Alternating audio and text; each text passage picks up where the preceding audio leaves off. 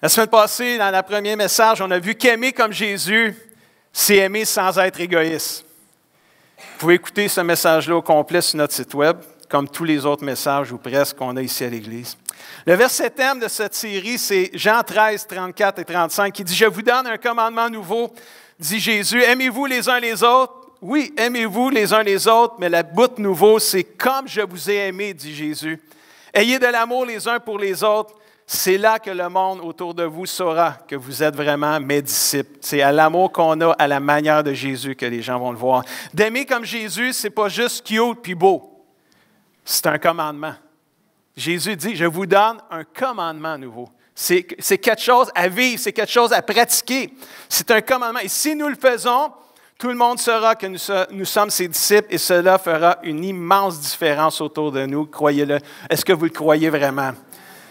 Aujourd'hui, on y va et on continue de découvrir comment Jésus nous aime. Parce que quand on apprend comment Jésus nous aime, il ne nous reste plus d'excuses pour aimer comme Jésus, alors qu'on le sait. Romains 3, versets 22 à 24, nous dit ceci.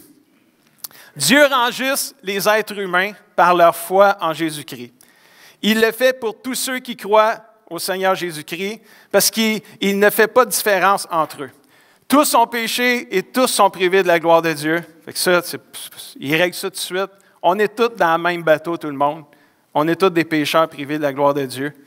Mais dans sa bonté, dans son amour, Dieu rend ces pécheurs-là qui décident de croire en Jésus, il décide de les rendre justes gratuitement au travers de Jésus qui les libère du péché. Dites-vous amen à ça. Donc, aimer comme Jésus, c'est aimer sans être égoïste, mais c'est aussi accepter les autres comme Jésus nous accepte. La Bible est claire, tous les êtres humains sont des pécheurs. Il n'y a pas des petits, des moyens puis des grands pécheurs. C'est tous des pécheurs, toute la gang. On a vu que Jésus nous a aimés en premier, la semaine passée, en mourant sur la croix pour nous avant même qu'on lui donne notre vie. Alors qu'on était des pécheurs tout croche, Jésus a décidé que lui, il nous aimait en premier, il a donné sa vie pour nous. Puis quand on a décidé de croire en lui, convaincu par l'Esprit Saint, puis qu'on l'a reçu dans nos vies, on est devenu un enfant de Dieu. Nous avons, ce jour-là, comme accepté Jésus. On est né de nouveau, on a comme accepté Jésus. Puis on entend souvent ça, de l'expression, hein? T'as-tu accepté Jésus? Accepte Jésus dans ta vie, là.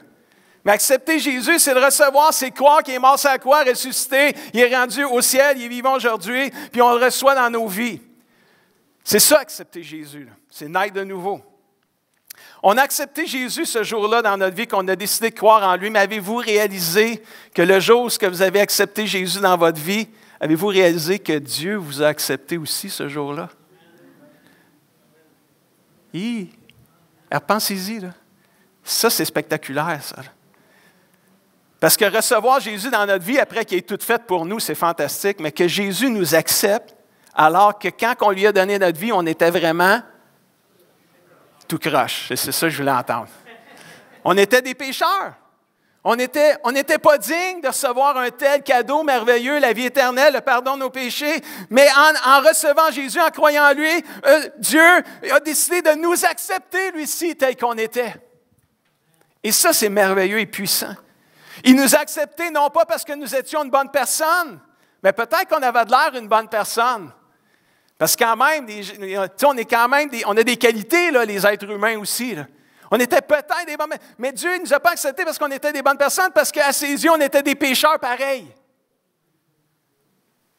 Il nous a acceptés parce qu'on a cru en Jésus-Christ et à tout ce qu'il a fait par amour pour nous.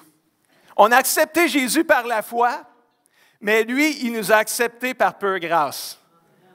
C'est bon ça aussi, hein? Elle s'écrit bien sur Facebook, ça. On a accepté Jésus par la foi, mais lui nous a acceptés par la grâce, par sa grâce. La Bible dit dans Romains 15, verset 7, « Accueillez-vous les uns les autres comme le pasteur n'arrête pas de vous le dire. »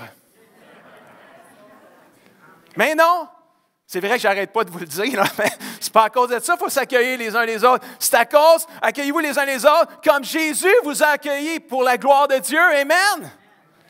C'est pour ça que je vous le dis tout le temps, de s'accueillir, qu'on se le répète constamment, de s'aimer comme Jésus nous aime, de s'accueillir les uns les autres comme Jésus nous a accueillis. Combien était parfait quand vous avez reçu Jésus dans votre vie? Personne n'était parfait. On le sait que personne n'était parfait.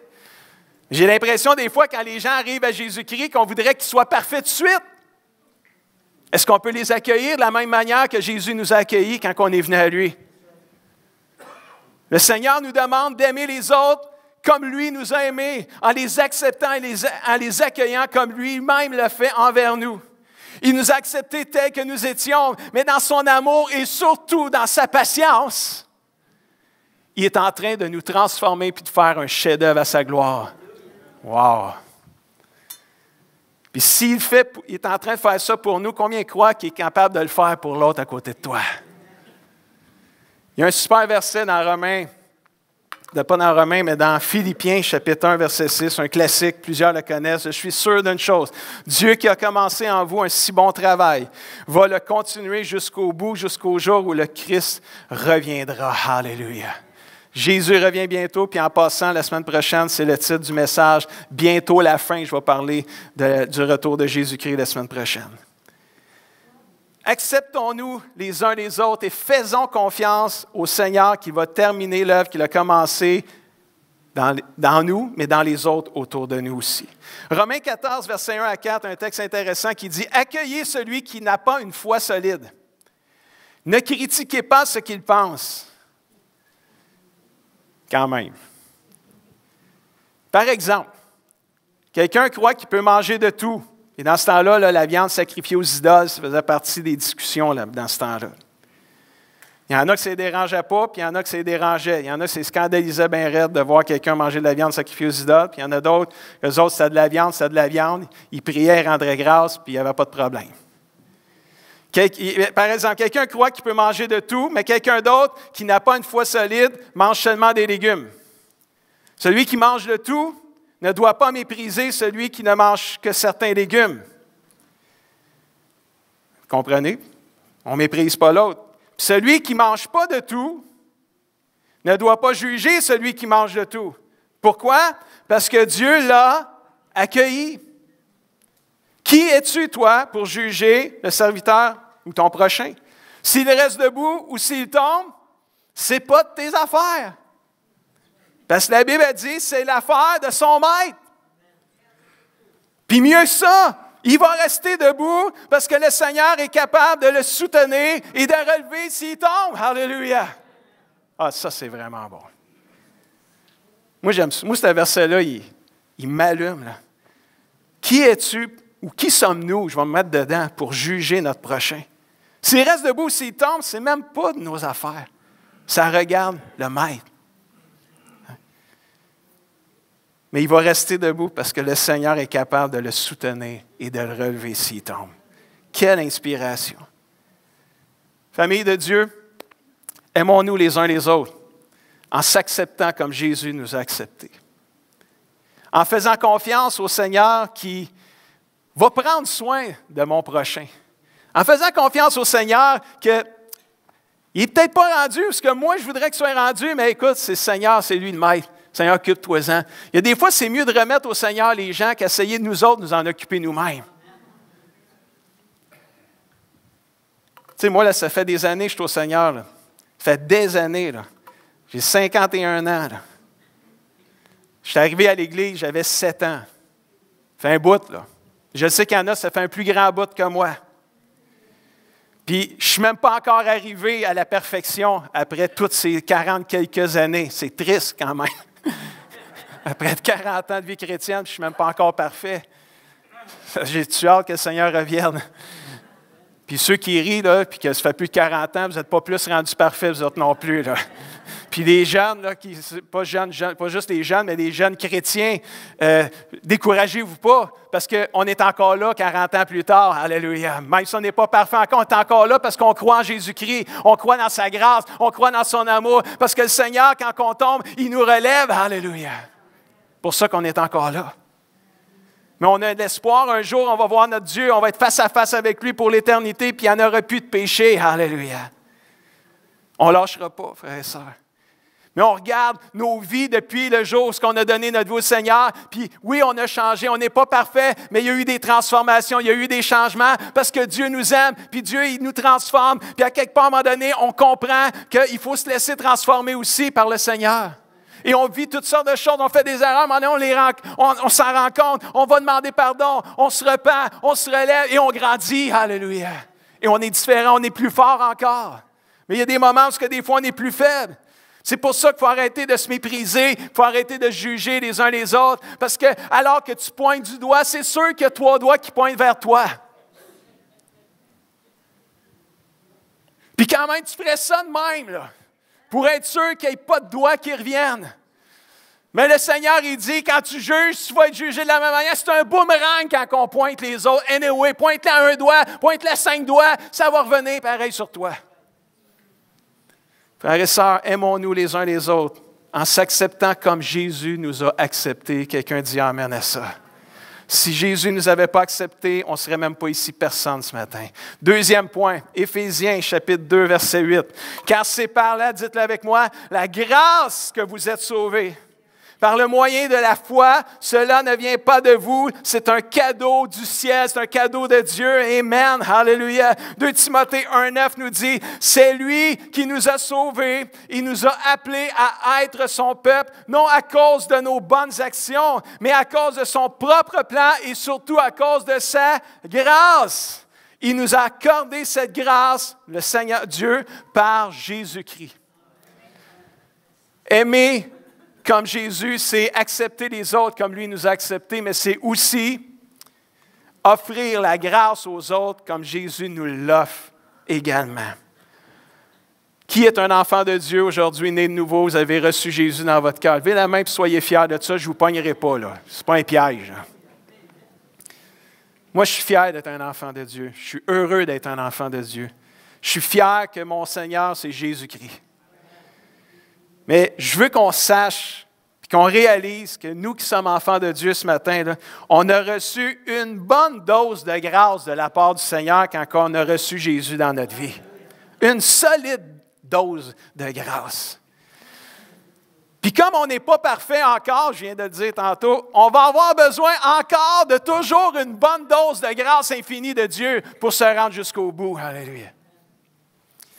Puis quand je vois des exemples de grâce dans la Bible, il y en a plusieurs, là, il y en a vraiment plusieurs, mais il y en a toujours une qui m'impressionne plus qu'une autre. C'est la grâce qui a été offerte par Jésus à l'apôtre Pierre. L'apôtre Pierre, c'est un de mes préférés apôtres dans les 12 apôtres parce qu'il me ressemble. J'ai l'air d'avoir hérité de son caractère. Tu sais, Pierre, il parle tout le temps, il parle beaucoup, il se met les pieds dans les plats. Bon, je vois ma vie au travers de Pierre, là, tu sais. Mais un jour, Jésus a appelé 12 apôtres, Pierre faisait partie des 12. Puis à un moment donné, il a fait un bout de temps de chemin avec eux autres. Puis à un moment donné, Jésus rassemble sa gang, ses apôtres, puis il dit, écoute, les boys, parce que c'était tous des gars, il dit, qui dites-vous que je suis, vous? Pas juste les autres, mais vous, là, qui dites-vous que je suis? Puis là, Pierre, il se lève. Parce que Pierre, tout le temps, il répond. Jésus n'a pas fini sa question, Pierre avait déjà une réponse. Puis Pierre, il dit, tu es le Christ, le Fils du Dieu vivant. Puis Jésus, il dit, Pierre, tu es heureux. Mais pète-toi pas les bretelles, là. Enorgueille-toi pas de ça, là. Parce que c'est le Père qui vient de te révéler cette révélation-là. Et là, c'est comme Pierre.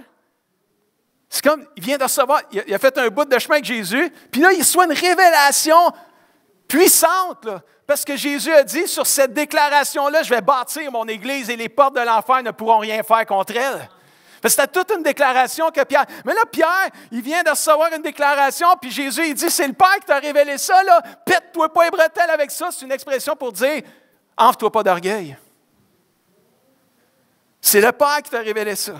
Et là, je ne sais pas, Pierre, il était déjà craqué, impulsif. D'après moi, ça l'a impulsivé encore plus. Là. Je sais que ça n'existe pas, impulsivé, là, mais c'est mes mots, mes dictionnaires.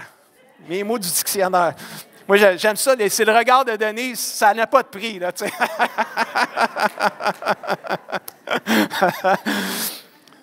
Mais c'est comme Pierre, tu sais, il était déjà craqué là, à rien, mais là, ça l'a craqué encore plus, parce qu'à un moment donné, Jésus leur a dit, écoutez, le jour s'en vient, je vais me faire arrêter, je vais me faire crucifier, je vais mourir. Puis, non, Jésus, il n'y a personne qui va te toucher, je suis là. On va s'en occuper, il n'y a personne qui va te toucher, Jésus, je suis là. Puis là, Jésus, il dit, Pierre, tu n'as pas compris. Cette nuit même, tu vas me renier 3 fois. Ah, ben non, Jésus, voyons donc. Et là, tu t'exagères, tu ne me connais pas, là. C'est impossible, je ne te renierai pas. Écoute, s'il faut que je donne toute ma vie, je vais le faire pour toi, Seigneur, mais non, je ne te renierai pas. C'est sûr et certain. Puis là, vous savez, vous la connaissez, cette histoire-là, plusieurs la connaissent. Lisez les évangiles vers la fin des chapitres de chaque évangile. Le même Pierre qui a reçu cette puissante révélation concernant Jésus, l'a pourtant renié comme Jésus l'avait dit. Puis pourtant, lui, il avait promis qu'il ne le ferait pas, mais il l'a fait pas 1, pas 2, mais 3 fois. Et quand il a fini de renier Jésus, le coq a chanté comme Jésus avait dit. Et la Bible dit que Pierre pleura amèrement. Mais ce qui est le plus amer dans toute cette chose-là, c'est que Jésus il est parti, lui, avec la gang qui allait le crucifier. Puis il n'a plus jamais pu reparler à Jésus avant sa mort. Jésus est mort sur la croix, puis la dernière chose que Pierre a, le dernier contact que Pierre a eu avec Jésus, c'est son reniement. Puis vous imaginez l'état de Pierre, quand le coq a chanté, la Bible dit qu'il pleura amèrement, mais qui n'a jamais pu parler à Jésus avant sa mort, comment il devait se sentir en dedans, là? Oh, il ne devait pas être bien en dedans. Mais Jésus, il avait dit qu'il ressusciterait 3 jours après, fait que Jésus est mort, mais Jésus est ressuscité 3 jours après. Il est allé voir un peu tout le monde, il s'est présenté à plusieurs, il s'est montré à plusieurs de ses disciples. Mais à un moment donné, il a pris un temps tout seul avec Pierre. Puis il a dit à Pierre, pas 1, pas 2, 3 fois. Comme si c'était le même chiffre que les 3 reniements. Puis il a demandé à Pierre 3 fois la même question. Il a dit, Pierre, m'aimes-tu? Pierre, m'aimes-tu? 3 fois.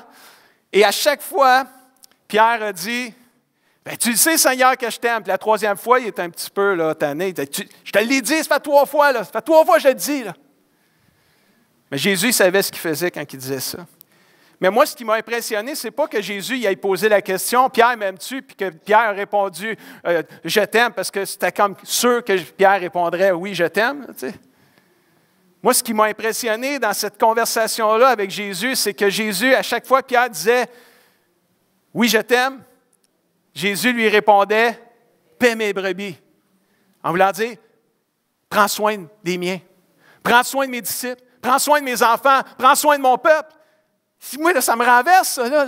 Ça fait 3 fois qu'il renie juste avant la mort. Puis en plus, Pierre il avait promis, parce que Jésus avait dit, tu vas me renier. Puis Pierre, il avait promis, je ne le ferai jamais, jamais je vais te renier. Il ne faut jamais dire jamais, en tout cas en passant de même. Puis Pierre l'a appris. Mais là, c'est comme Jésus, il lui offre une grâce sur un plateau d'argent. Si on peut dire ça comme ça. C'est ça la grâce. C'est un cadeau qu'on ne mérite pas.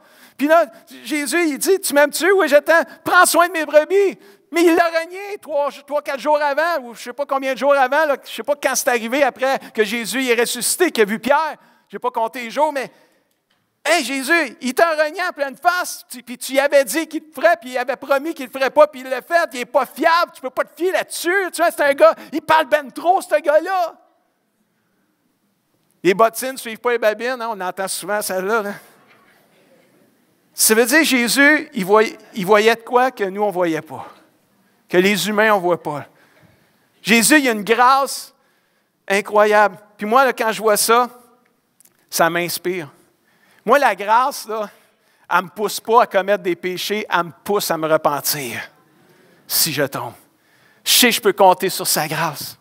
Je sais que je peux compter sur sa grâce pour me relever. Mais moi, ce qui m'impressionne encore plus, c'est pas juste « prends soin de mes brebis ». Un autre événement, quand Jésus il a dit à ses disciples, après la résurrection, il s'est présenté à tout le monde, puis à un moment donné, c'était le temps qu'il s'en aille, puis il a dit « Écoutez, c'est mieux, je m'en aille, je vais vous envoyer un consolateur, le Saint-Esprit survenant sur vous ». Mais quand le Saint-Esprit quand Jésus est monté au ciel, puis que le Saint-Esprit est descendu sur les 120 disciples dans la chambre haute, Pierre faisait partie de la gang, puis à un moment donné, ça a eu un effet de contagion. Ça, c'est bon, dis-tu comme il faut, là? C'est bon. Essayez quand même de bien parler, c'était quand même très bon. Mais ça a eu tout un effet, là. Ça a eu un effet que, là, ça s'est répandu, tout le monde. Qu'est-ce qui se passe? Ils ont l'air saouls, ils ont l'air pognés, ils ont l'air ivres, parce que là, ils sont tout croches, ils ne se tiennent plus debout, puis ils parlent bizarre, parce qu'ils parlent en d'autres langues. Puis à un moment donné, c'est qui le premier qui s'est levé pour prêcher la bonne nouvelle du salut en Jésus-Christ, la bonne nouvelle de tout ce que Jésus venait de faire? Qui s'est levé, rempli du Saint-Esprit? Pierre. Pierre fut le premier preacher, après que le Saint-Esprit soit répandu sur tout le monde, dans la chambre haute. Ça, c'est la grâce de Dieu, mes amis. Avec Dieu, nous pouvons toujours nous relever après avoir tombé. Alléluia. Dieu a une grâce toujours. Comme la grâce ne s'épuise pas, ses bontés ne s'épuisent pas. D'ailleurs, la Bible dit, ses bontés se renouvellent à chaque année, non, à chaque matin. Comme le pain qui sort du four, là. Puis ça sent le frais, là. Wow!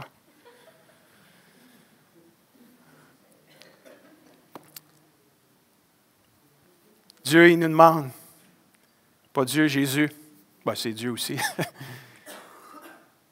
Aime comme Jésus.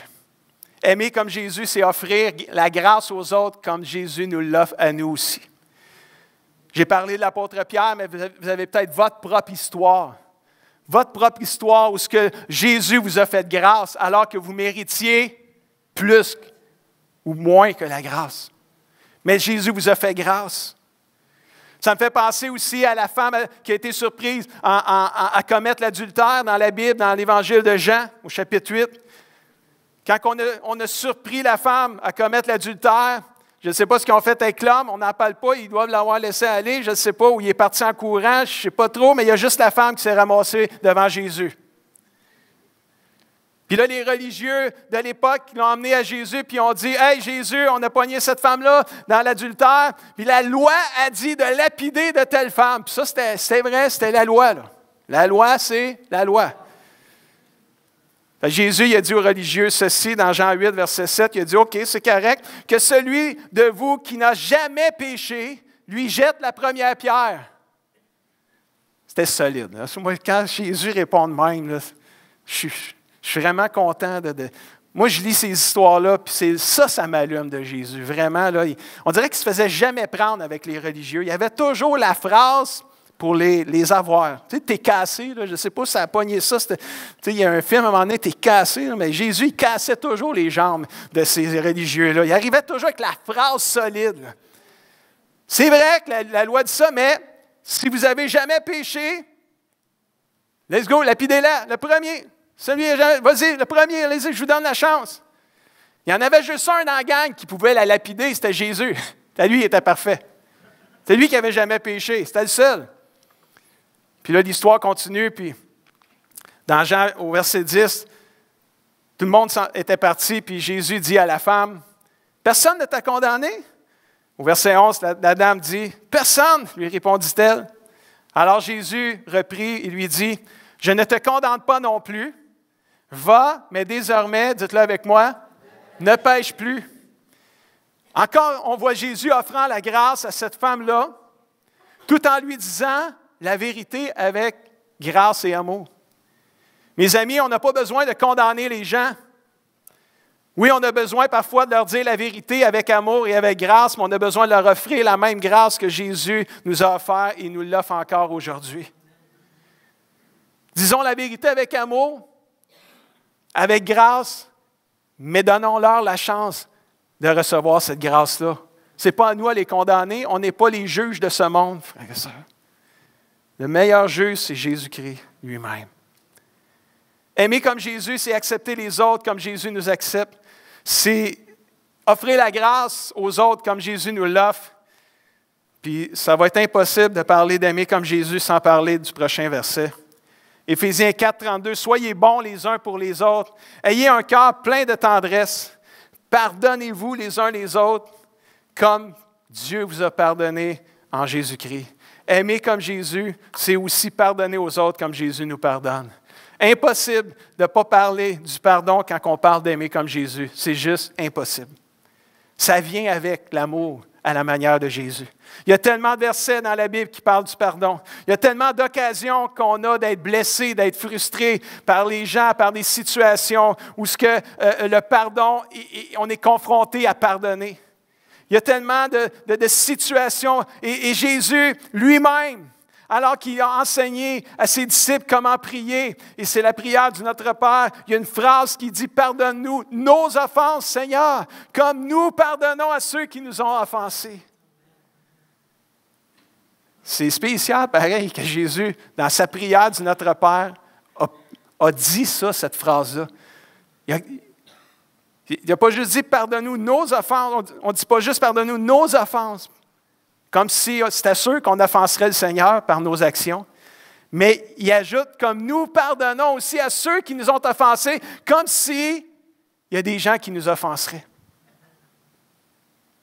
Puis c'est pas comme si, ça fait un petit bout que vous êtes nés dans ce monde, il y a quelqu'un qui vous a offensé.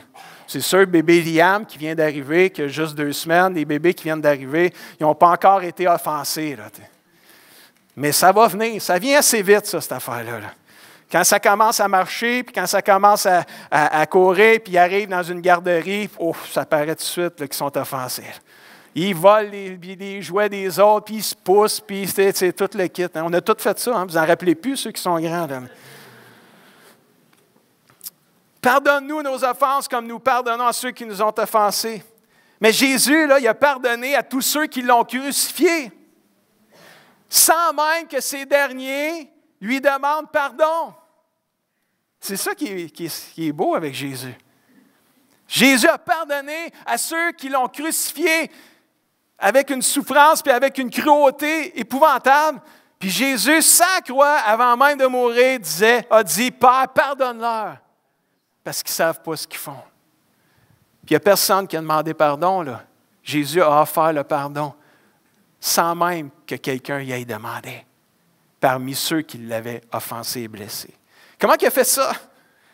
Je ne suis pas la réponse parfaite, mais j'ai une idée parce que quand je lis 1 Pierre, chapitre 2, versets 22-23, ça me dit un peu qu'est-ce qu'il l'a animé de pouvoir pardonner comme ça.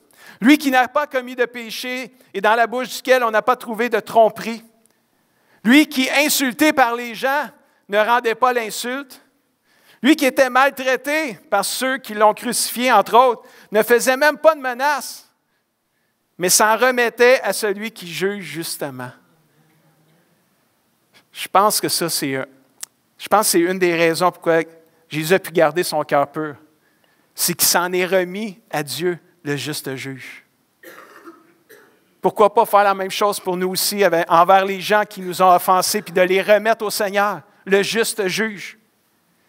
Je pense qu'on ne se trompe pas en faisant ça. Éphésiens 4, 31, un beau texte qui nous dit « Ne gardez pas dans votre cœur le mal qu'on vous a fait.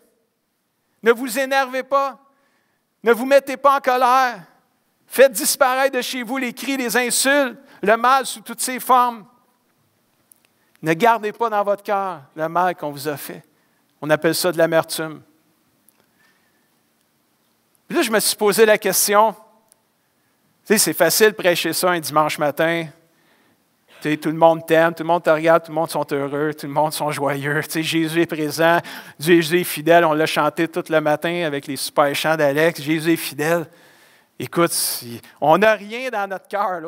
Tout va bien. Gardez pas d'amertume. Mais écoute, c'est pas long. Là. C'est pas long que quelqu'un nous enfarge. Là. C'est pas long que quelqu'un nous dise quelque chose qu'il n'aurait pas dû nous dire, puis ça nous fait mal. Puis ça n'arrive pas. Mais là, je me suis dit, OK, nous, on a un défi de ne pas garder dans notre cœur le mal qu'on nous fait. Mais je me suis dit, Seigneur, toi, là, si tu gardais le mal qu'on fait en mémoire, il arriverait quoi? Je me suis posé cette question-là. Tout d'un coup, que le Seigneur, lui, il décide de garder en mémoire les péchés que je fais, il m'arriverait quoi? Bien, j'ai eu une réponse. Oui, Psaume 130, versets 3 et 4. « Seigneur, si tu gardes les fautes dans ta mémoire, qui pourra tenir debout? Mais toi, tu peux pardonner et ainsi on te respectera, on te craindra. La crainte de l'Éternel, le respect de l'Éternel, c'est tout là-dedans. Là. Je l'ai eu la réponse. Si Dieu gardait dans son cœur le mal que nous faisons, on ne résisterait pas, on mourrait. On ne pourrait pas tenir debout. On ne pourrait pas se relever. Mais toi, tu peux pardonner. Ainsi, on va toujours te respecter. Wow! C'est assez merveilleux, ça. Combien sont fiers d'être chrétiens aujourd'hui? Combien sont fiers de leur Dieu ce matin? Wow!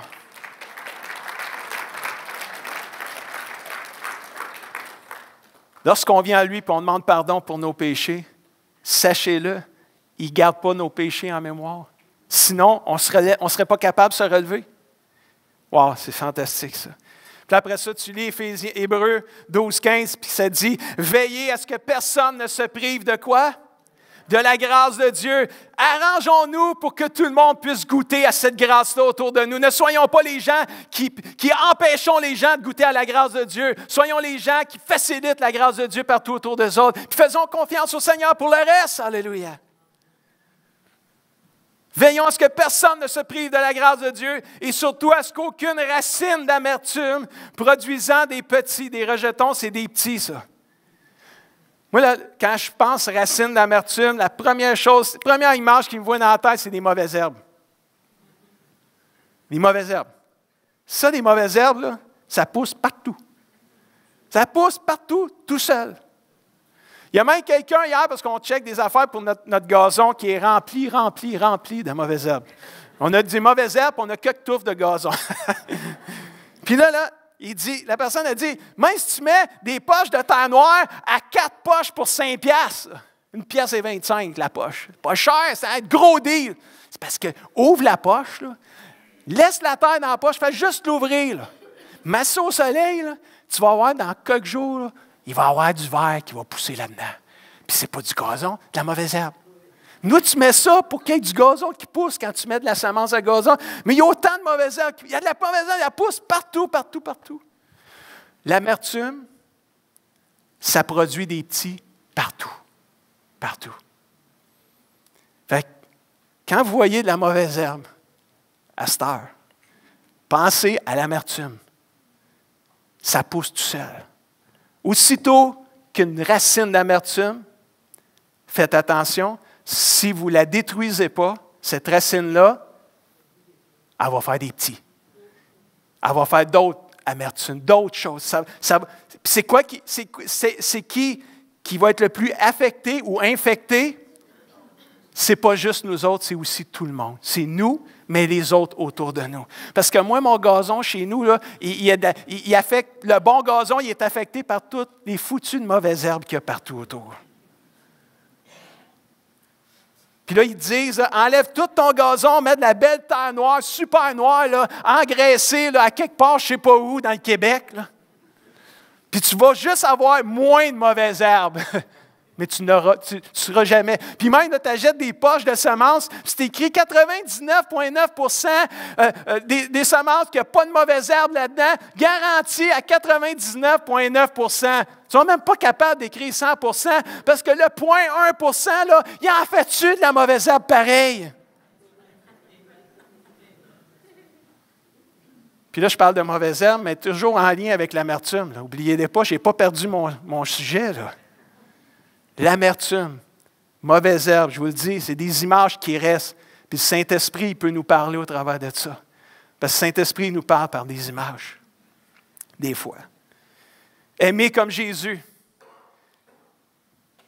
c'est pardonner aux autres comme lui-même nous pardonne. C'est pas garder dans notre cœur le mal qui nous est fait. C'est s'en remettre à Dieu qui juge justement. Veillez à ce que personne ne se prive de la grâce, qu'aucune racine d'amertume produisant des petits ne cause du trouble et que beaucoup en soient infectés. Ça ne fait pas juste infecter nous, l'amertume, ça infecte plein de gens autour de nous. J'aimerais terminer avec le verset qui dit, Hébreux 10, 24, inviter l'équipe de louange à s'approcher. Veillons les uns sur les autres pour nous encourager mutuellement, ça veut dire nous encourager les uns et les autres à l'amour. Veillons les uns sur les autres, pas pour nous condamner, pas pour nous mépriser, pas pour nous juger, mais nous encourager mutuellement à aimer comme Jésus nous aime, à la pratique du bien. Ne délaissons pas nos réunions comme certains en ont pris l'habitude. Au contraire, encourageons-nous les uns les autres, cela d'autant plus que vous voyez se rapprocher le jour du Seigneur. Jésus s'en vient bientôt, j'en parle la semaine prochaine.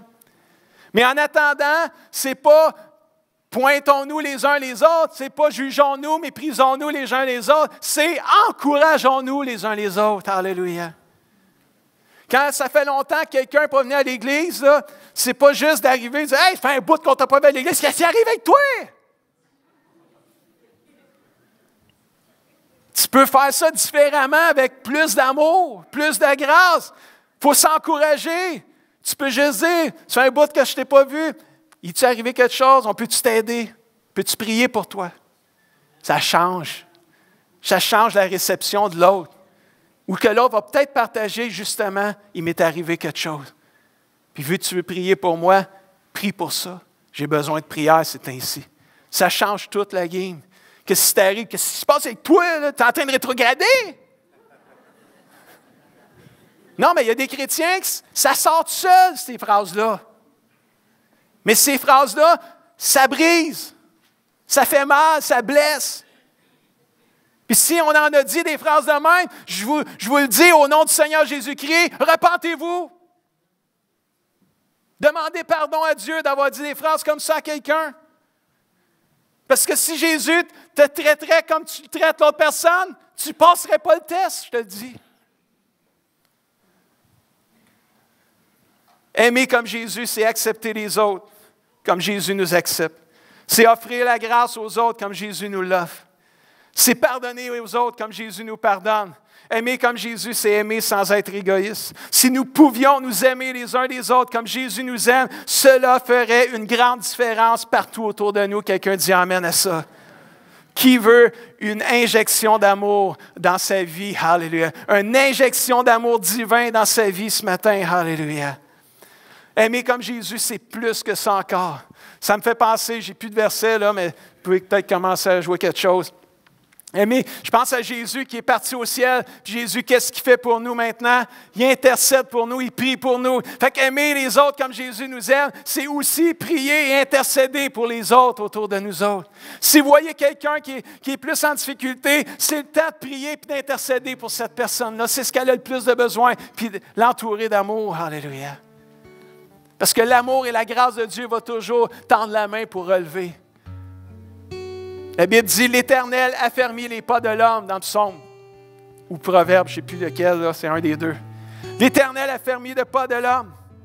S'il tombe, il n'y a rien à craindre, parce que l'Éternel lui prend la main et le relève. Ça, c'est notre Dieu. C'est comme ça qu'il nous aime. Y a-t-il quelqu'un qui est content d'être aimé comme ça par son Dieu? C'est sûr qu'on est tous contents. Mais le défi qui est devant nous, c'est d'aimer les autres comme ça, à cette heure. Vous savez quoi? On a le Saint-Esprit en nous. On est des enfants de Dieu. On a le Saint-Esprit en nous. Le Saint-Esprit répand l'amour du Père dans nos cœurs. Moi, ça fait juste me dire que je peux aimer comme Jésus, mon prochain. Wow! Est-ce qu'on peut se lever ensemble en terminant?